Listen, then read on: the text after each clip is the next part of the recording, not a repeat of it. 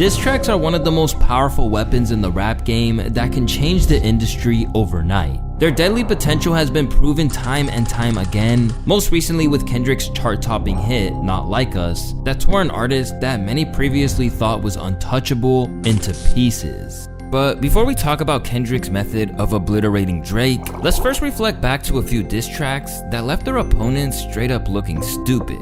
My name is Louaista, and these are rap's wildest diss tracks. Imagine getting dissed so viciously that your entire career goes on pause. Well, that's exactly what happened in the scramble for the Queen of Rap crown between Nicki Minaj and Remy Ma. This beef, like many others do, started when Remy felt that Nicki was throwing subs at her, specifically with lines like this. Tell that bitch with the crown to run it like Chris Brown. You won 3 rounds, I'ma need 100,000. At the time, Remy thought this was disrespectful, especially from a younger rapper who was still making a name for herself. So she confronted her at the Playtime Is Over mixtape release party to tell her just that. She had put out a freestyle. It's kind of like she was going at me, so I pulled up to her mixtape release by myself, pulled her to the side, and I spit her whole rhyme to her, like, yo, why would you do that? Like, you don't gotta do that. Like, yo, I listen to you, I fuck with you. Like, you'll get so much further, like, especially if I'm like, people that's talented don't have to do that. I mean, you'll get so much further just, keeping it a stack than trying to like come at me, like, just shitting. So like, I invited her to my birthday party. She came through with her peoples, whatever, and then I got locked up. So while I was locked up, we had left on a good note. And when I came home, same thing. When I came home, she reached out, called my phone, we chopped it up, we had a long conversation. Like, I could show you, like, if people was to see the text messages that I still have that we was having, like, they wouldn't even believe that it went bad. Like, in and out of jail for crimes like shooting a friend in the colon over a missing $3,000, the door was left wide open for Nicki to become rap's next big female artist. And although she was seen respecting Remy in clips like this, free Remy, shout out to all of the girls. Once Remy got out, she got wind that Nicki was showing a lot less love behind the scenes. The final straw is when somebody that is very credible, that we all know, and has sent pretty much showed me messages that was from her, just talking so crazy and just pretty much praying on my downfall. Like, yo, I can't even really say who it is because say what it said, but I just couldn't believe it. Like, anytime anyone came to me and was telling me like, yo, this was sad, I was like, nah, I don't believe it, because we had a conversation. I told her like, yo, you're supposed to say you're the best. Say, well, I'm supposed to say I'm the best. Gonna try to put us against each other. And she didn't believe her apprentice would do something so sinister until she saw it for herself. When I saw it with my own eyes, I'm like, damn, how you hate on me? Or like, how could you try to wish bad on me? This beef reached a whole other level upon the release of Sheether, a track where Remy borrowed the name and beat from Nas's infamous Jay-Z diss in an attempt to clap back at the cowardly hate. And even though we explored this song in a video on rap's most embarrassing beefs that I'll link at the end of this one, it doesn't take away from the level of savage Remy reached in this diss track. In 2017, she came at Nicki hard with some of the hardest bars she had ever received, starting with digs at her cheap BBL implants. Now I don't think I understand how bad her ass got. The implants that she had put in her ass pop. But this was the least of the personal jabs she threw at Nicki, as she accused her of getting lyrics from her ex and even took shots at her certified PDF file brother in true Kendrick fashion. Guess who supports a child molester? Nicki Minaj. How you spend money to support a pedophile? Being the first real pushback in her rise to the top, Nicki's career was effectively put on pause. While fans and critics awaited a response, experienced insiders like The Locks warned her of a hasty reply. Like, if I was on Nicki's team, though, with that just being said, I'm just saying she got to use the approach of two different things. Like, how much you got to lose before you want to say you want to go to war? Because Remy's going to bring you to war. Right. So if you decide to go down that alley, you're going to have to be prepared to do that a lot. She going to go hard, Remy. I don't think she could win this, so I think it'd be smarter to fall back. Ultimately, Nicki took the advice of her hip-hop mentors and sat this one out. And rather than engaging with this beef, she effectively put the beef on pause and went on a hiatus to let things cool off. This went on for years, with nothing more than vague subliminals back and forth until 2020, where Nicki went all in on her song No Frauds. In the collaboration with Drake and Wayne, the single featured a verse by Nicki dedicated entirely to her frenemy Remy, even referencing her 2008 legal case. What type of bum bitch shoot a friend over a rat? What type of mother leave her one son over a stack? She then really sealed the deal when she accused Remy of using a ghostwriter on Sheether, who was none other than her then husband, Papoose. Tried to drop another one, you was itching to scrap. You exposed your ghostwriter, now you wish you was scrap. That's when the battle went quiet, and for 3 years, not a single word was said. Suddenly, Remy came out to express her dissatisfaction with the situation as a whole, rather than continuing the fight. It just bothers me that this record that I put out, where it's literally picking apart a female, went so viral and every, media outlet wants to talk about it and pick it up. I feel like we could have did that same thing working together. Like, I would have liked it so much better that way.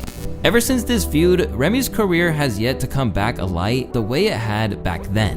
This led some people to speculate whether she was paid to try to take Nicki down in the first place. While it may not have amounted to any significant shift, Sheether proved the power of the diss track, even against the biggest upcoming artists. And when it comes to taking down unstoppable foes in a painful, belittling manner, there's a little track in 1996 that remains unmatched in its viciousness. To this day, almost no rap compares to the golden standard set by Tupac's Hit 'Em Up. The track, which many hip-hop purists consider to be the recipe for the perfect lyrical roast, literally kicks off with this hook. That's why I fucked your bitch, you fat motherfucker. West side. Beloved by even Biggie fans to this day, this track was disrespectful on a whole other level, going as far as to wish death on the entire Bad Boy crew. For anyone who doesn't know the long-standing beef between Pac and Biggie, just know that the two used to actually be close back in the day. And at one point, they were like any other pair of friends. They met while they were both on the verge of becoming extremely huge artists, and Biggie was even known to have slept on Tupac's couch from time to time. And while there were some minor clashes between Tupac and Biggie, their first major fallout occurred when they were set to collaborate on a project for another rapper who goes by the name of Lil Sean. And it was here where all of their problems came to light. On November 30th, 1994, Tupac arrived at the Quad Recording Studios in Times Square. As he prepared to go upstairs to meet Biggie and Diddy, he was ambushed in the lobby and shot 5 times, as reported by the New York Times. Amazingly, Tupac survived the attack, but suspected Biggie's involvement. There were plenty of reasons for why he believed this, with one example being that B.I.G. released a song titled Who Shot Ya shortly after this occurred. Who shot ya? Separate the weak from the opsa. Leap the creek in Brooklyn Street. Although Biggie would deny that the track was targeting Pac, and Puffy insisted that they showed Tupac nothing but love and concern, Shakur felt that the track's release confirmed Biggie's involvement in the incident, and became a turning point in their transition from friends to enemies. In an interview with Vibe, he clearly stated his opinion. Even if that song ain't about me, you should be like, I'm not putting that out because he might think it's about him. Feeling betrayed by his former best friend, Pac clapped back on Hit 'Em Up, even referencing the shooting as he made this declaration.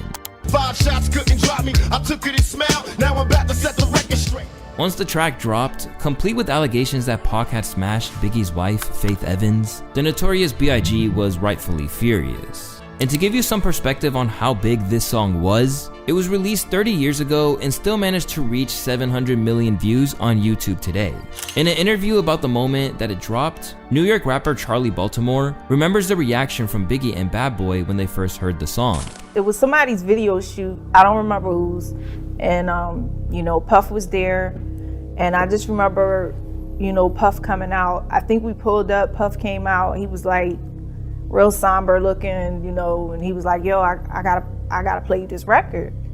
And that's the first time, we heard Hit 'Em Up. The whole mood just changed. A video shoot supposed to be upbeat, happy, whatever. And Big is just like, are you fucking serious right now? Like, seriously, this is what we doing? Like, Hit 'Em Up quickly became a staple of the East versus West Coast rivalry that gripped 90s hip-hop, destroying any hope for peace. Even Pac's friend and label mate Snoop Dogg was weary of this. Even when he played Hit 'Em Up the song, I didn't like the song. Did you feel like it was I didn't too like much? it. Right. I didn't like the shit. Like, it wasn't like the shit to me. Like, it was you buying more problems, cuz. You're buying problems. Gangsters is everywhere. They make them everywhere. While it may not have affected his 1996 death, Snoop was right that Pac's track knocked hip-hop off its feet and intensified the Coast Wars, a move that would later claim the life of Biggie Smalls. In fact, some people speculate that the track itself is cursed. as pretty much everyone involved in Hit 'Em Up is dead, including all the writers and producers. And sure enough, Pac, Outlawz members Hussein Fatal and Taki Gaddafi, and beatmaker Johnny J all passed shortly after its release. Hit 'Em Up was putting the lives of artists in danger, but our next rapper's hasty decision to diss the GOAT would leave his career on life support. A young MC out of Cleveland, Machine Gun Kelly grew up enamored with Eminem, always considering him one of his favorites. But when projects like Revival were coming out, he became concerned that his hero's best days were behind him. What I think of the Marshall Mathers LP too, I'm scared to listen to it because that's my idol. I feel like he said all he has to say, you know what I'm saying? So of course I'm gonna love anything he does. I would hope people would be the same with me. But have I listened to it? No. Am I scared to listen to it? Yes. Do I want to listen to it? I wanted to listen to it the second I even heard he was recording it, but I'm like scared to make that step, like, because I don't ever want to look at my idol like. While these comments likely never hit M's radar, what eventually would were his comments on his daughter. Starting with a tweet in 2012 where the then 22-year-old MGK was thirsting over Haley Jade. And I'll let you guys do the math on how old she was at the time, but rather than taking it back, he was then seen saying similar comments on platforms like Fuse, where he said, "I'm not waiting until she's I'll go now. I'm 23, dog, like, you know what I'm saying? I'm 23. While he tried to maintain some respect here, he threw it all out the window when he came to believe he was banned from Shade 45, Eminem's radio, over the message. I'm my favorite rapper alive since my favorite rapper banned me from Shade 45, I wonder. To clap back, he went in with rap legend Tech 9 on the track No Reason, where he spit this at the rap god. I pop cherries and pop stars and popsicles, it's not hard. Popped in on the top charts at the cop card, so remind y'all you just rap, you not God. Up until this point, M had let everything slide, but once MGK expressed his frustration with M on the mic, it was time to get back. On Kamikaze's Not Alike, Slim had some fresh bars to serve. But next time you don't gotta use Tech 9 if you wanna come at me with a submachine gun. And I'm talking to you, but you already know who the fuck you are, Kelly. Now, it may seem out of field for Eminem to give a guy like MGK the time of day, but he later explains exactly what pushed him to the edge. Just for the record, the thing that was going on that he was saying about my daughter, I didn't even know about that until literally a year and a half later. It never hit my radar. The reason I dissed him is actually a lot more petty than that. The reason that I dissed him is because he got on, first he said that I'm the greatest rapper alive since my favorite rapper banned me from Shade 45 or whatever he said, right? Like I'm trying to hinder his career, so I don't give a fuck about your career. You think I actually fucking think about you? You know how many rappers that are better than you? Now I'm in this fucking weird thing because I'm like, I gotta answer this motherfucker. As irrelevant as people say I am in hip hop, yeah. I make them bigger by getting into this thing where I'm like, I wanna destroy him, but I also don't wanna make him bigger. MGK was blindsided by these scornful remarks from his hero, and he decided to get his revenge with the release of Rap Devil, the diss that nobody expected. Somebody grab him some clippers. Beard is weird. Tough talk from a rapper paying millions for security a year. Shockingly, MGK went at M in a compelling way, dogging everything from his facial hair to his age to the fact that he always sounds mad in his newer songs. It was a bold move that got him a lot of props. Rap God, I'm the rap devil, come a bare face with a black shovel like the Armageddon when it's... Hold on, MGK, you're not supposed to be coming like this. What's going on? Who put this devil juice in your water?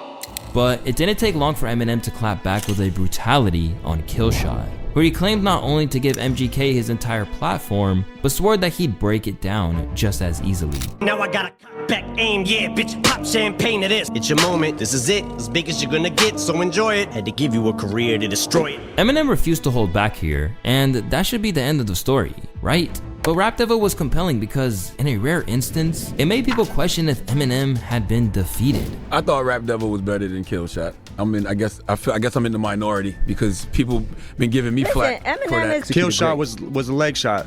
Rap Devil, we're talking about facts. You want to talk about man buns? Answer the facts.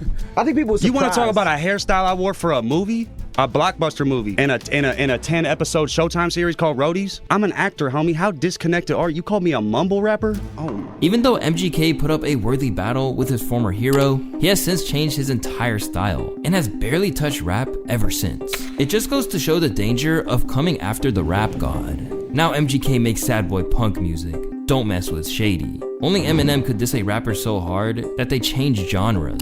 Slim Shady has always been prolific in the art of war, and his protege 50 Cent has inherited that trait in his ability to shake the game with ruthless diss tracks. So much so that in 1999, he stepped onto the scene with How to Rob, a song so vicious that he made an enemy out of everyone right away. Most notably, his long-standing rival, Jay-Z. He really exploded into the game like Kendrick would eventually do on his infamous Control verse, and you can learn more about that and Dot's other savage moments in our recent video. But on the now legendary record, 50 details how he'd stick up the biggest artist in the game, suggesting that he was ready to come for anybody in his rise to the top, including Hov. What jigga just sold, like 4 milli, got something to live for. Don't want a nigga putting foe through that Bentley coupe. Hip-hop culture doesn't let that kind of talk fly, and suddenly, everyone was talking about this Curtis Jackson kid. His musical debut put pressure on long-standing legends to respond, which includes Jay-Z, who showed off a new track at his Summer Jam performance that same year, where he took a jab at 50. I'm about dollars, who the fuck is 50 Cent? With all the mainstream attention his diss got him, 50 looks back at this time as a gamble, but a successful one at that. Some of the biggest ones, including Jay-Z, Big Pun, and Wu-Tang, had responses for me, which was exactly what I hoped for. Columbia snatched up the song and put it on the In Too Deep soundtrack, which exposed me to a wider audience. Everything was going according to my plan, but I still learned a valuable lesson with How to Rob. People always respond to a competitor. When you're viewed as someone who's going to run into the fray, as opposed to running from it, you'll always have eyes on you. Despite a short lull in his career after infamously being shot 9 times, 50 would resurface once again just a few years later. Once he got signed with Dr. Dre and Shady, Jay-Z knew exactly what was coming. Bleak beans, everybody was in there, and I was like, man, I'm telling you, man, y'all got a chance right now, just flood it, put out a lot of music, because 50 Cent is coming. 4 months later, in the club hit, and it was over. And it was just like, okay, now everybody got to sit on the sidelines and wait this tidal wave out. Using diss tracks as a marketing ploy can be an ingenious idea, as we saw with 50 Cent's successful entrance into the rap game. But for his other mentor, Dr. Dre, he and the rest of NWA set their sights too far, flying too close to the sun like Icarus, and feeling the burn of a simply superior spitter. In the late 90s, Ice Cube was one of NWA's greatest assets, even ghostwriting for Eazy-E and Dr. Dre. But after a financial dispute, he split to fly solo while the other artists moved forward as a trio. Hurt by his departure, the group attempted to undermine him with a few lines off of 100 Miles and Runnin', and continued to refer to the former member as infamous traitor Benedict Arnold. For them to diss me on their EP, 100 Miles and Running, I kind of threw a little jab with Jackin' for Beats at the end. And then they came with another, like, a couple little disses. I said, okay, man, I'm tired of this. You know what I mean? I'm gonna end this real quick, or we gonna set it all the way off. So that's when I wrote No Vaseline, recorded it. I put it on that Cinderfella track, you know what I mean? That Dana Dane track, Cinderfella. You know, we flipped it, and it became a smash. Hey, yo, Drake, stick to producing, calling me on the butt. You Benedict, Eazy-E saw your ass and went in it quick. They were beaten into submission to such an extent that DJ Yella admitted they couldn't even be mad about it, which might be cap. That's the thing about it, nobody really got mad. Like, okay, he got us on that one. That's all. I even told Cube this a couple of months ago. I said, you got us. Right. You know, that's it. Given the sheer savagery in some of Ice Cube's lines, it seemed like making amends with his former group was completely off the table. I mean, it literally killed one of the most famous groups in hip-hop, as they were never heard from again after this diss tore them apart in a matter of minutes. But what would eventually restore their bonds was time, of course, and their collaboration on a documentary of their career. At that point, the older and more mature men could let things go. When we got back together, it's like, really, we didn't even talk about it. It wasn't like we was in a room like, man, you said this, and nah, but you said that. We just didn't talk about it. It's just nobody talked about it. It was like, yo, let's get back together and do this. It's like a family argument with everybody throwing stuff, fighting, and then the next day, it's like we all going out to kick it or something, nobody mentioning the day before. So that's how it went down. We just never really tripped off of it. Even though things have been patched up between them all, Ice Cube remains proud of No Vaseline as the king of all disses, and rightfully so. One on One Will Never Beat Me Against 4, plus Jerry Heller. Murdered the Track killed the group, game over. However, if we're talking about game over, nothing compares to what Kendrick's Not Like Us did to his rivalry with Drake. Fight is over! Oh, we landed at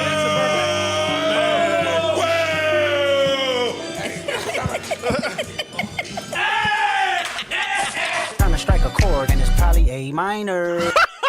Stop it! No! This nigga black. Oh my God, he got the hopscotch. Certified lover boy, certified pedophiles. Wop, wop, wop, wop, wop. That move, y'all the liar. He a fan, he a Oh my God, oh my God, no. Not Like Us was Kendrick Lamar's third official diss track towards Drake in their ongoing feud that spanned for nearly a decade. It's just a whole nother dynamic. I can't see myself going bar for bar with Drake. You know, we're two different type of artists. You dig what I'm You would saying? eat Drake. I've argued that in many a circle. Now, there have been countless videos made about this beef and how it came to surface that are nearly 2 to 3 hours long. So I won't go into detail on how their beef started. Instead, for this section, I want to focus solely on the effect that Not Like Us had, as it was easily the biggest diss track to emerge from the battle. And when it comes to Not Like Us, you could really break it down into 3 layers. The track itself, the performance Kendrick did with the song at the Ken and Friends pop-out show, and the music video, as they're all essential in understanding just how badly it really fucked up Drake. For one, the beat was produced by DJ Mustard, a famous LA producer who worked with the likes of Roddy Ricch, YG, Drake himself, among others, and claimed that it only took 30 minutes to produce the beat. It took me approximately 30 minutes to make that beat. And 5, I didn't know he was gonna gas that beat like that. And that's it. This is important because during their beef, Kendrick didn't take the fact that Drake was disrespecting the West Coast lightly at all. With Drake buying Tupac's ring, using AI voices of Pac and Snoop on his tailor-made freestyle diss, as well as claiming Kendrick doesn't do anything for his hometown of Compton. You just acting like an activist, it's make-believe. Don't even go back to your hood and plant no money tree. Kendrick wanted to make it very clear that he was going all in on the West Coast vibe. Oh, so y'all ain't gonna let nobody disrespect the West Coast, huh? Oh, y'all ain't gonna let nobody mock and imitate our legends, huh? Some fans even felt that Kendrick took Draco the Ruler's flow for his song, which is a well-known West Coast artist who passed away in 2021. But while that's all speculation, what wasn't was the lyrics to the song. Throughout the duration of the track, Kendrick delivers a powerful and scathing critique of Drake. From calling out his crew members like Party Next Door for doing drugs, to questioning Drake's friend Baka Not Nice for having a quote-unquote weird case. Baka's got a weird case. Why is he around? Why is he around? It's such a just simple question. Along with calling him a colonizer for his slavery bars and using Atlanta artists for a quick cash grab. Once upon a time, all of us was in chains. Homie still double down, calling us some slaves. You run to Atlanta when you need a few dollars. No, you not a colleague, you a fucking colonizer. Every single bar in this song can be dissected and tied into something that has such a deeper meaning. In one bar, Kendrick even brings up a forgotten story that led people to thinking the legendary Nardwuar was giving him secret information behind the scenes. Fuck no Wayne Grow, he was in jail, that's conniving. Then get his face tatted like a bitch of pop. Wait, hold on. He's talking about Wayne now? Did I miss that? Oh, his girl? What the fuck? The drama. You know who's giving him all this fucking information? It's Nardwuar. It has to be Nardwuar.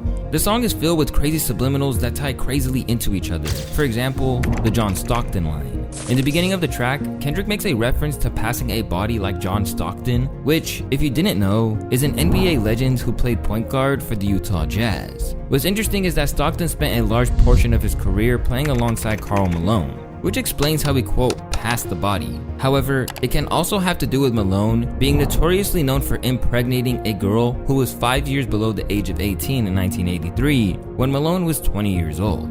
This plays into the overall narrative that Kendrick was trying to create in his battle with Drake, as he aimed to paint the Six God as a certified PDF file for his strange connection to minors over the years. Any nigga talk to him and they in love, just make sure you hide your little sister from him. To top it all off, later in the track, Kendrick mentions that he has 10 diss tracks in stock, hence completing the stock 10 reference. There are tons of other things I can mention about the track's lyrics, and these are really just tipping the iceberg. Then, on Juneteenth, Kendrick decided to take it a step further. Being that it was on Juneteenth, many thought that Kendrick was sending a subliminal message to Drake being a colonizer when he had a special concert where he performed all of the diss tracks aside from Meet the Grams, and it was insane. The pop-out featured tons of LA artists and celebrities ranging from YG, Black Hippie, Roddy Ricch, DeMar DeRozan, Westbrook, and many more made appearances. But the most diabolical part of this concert was that Kendrick performed Not Like Us not once, not twice, not 3 times, but a total of 6 times. Bro really had an entire stadium calling him a predator. Why you pulling like a bitch, ain't you? Trying to strike a chord, and it's probably... I actually went to this concert myself, and I'm telling you guys, the energy in the building was just something you cannot describe.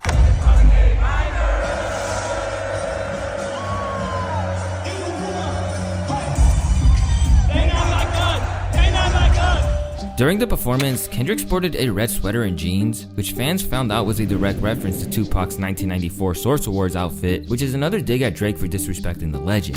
One thing interesting is that at one point, Kendrick claimed that the concert was not intended to hate Drake, but instead, it was simply to bring the West Coast together. This shit ain't got nothing to do with no motherfucking song at this point. Ain't got nothing to do with no back and forth records. It got everything to do with this moment right here. That's what this shit was about. To bring all of us to motherfucking together, you know what I'm saying?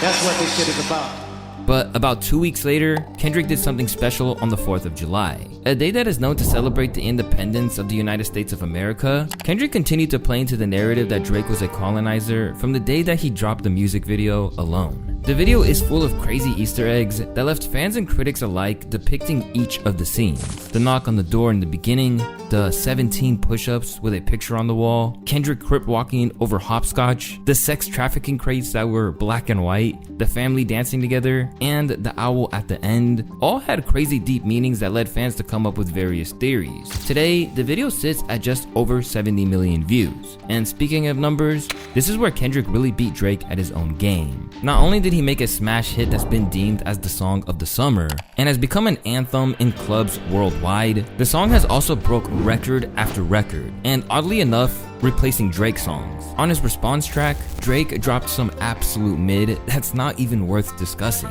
as he mainly played defense the entire time, as well as accusing Kendrick of the same old accusations that no one believes. To make matters worse, he then followed this up with a Hey There Delilah remix, and man, it was so bad. This is not real, bro. This is not real. Walk on Delilah, no, I'm late cause there's bad traffic. Drake. No, it's real. No, ain't no way. Some people even claimed it was the worst song they ever heard. That is one of the worst things I've ever heard in my life. That is actually one of the worst things I've ever heard in my life, my nigga. But if you want to see more embarrassing beefs, you can actually click one of the 2 videos on the screen.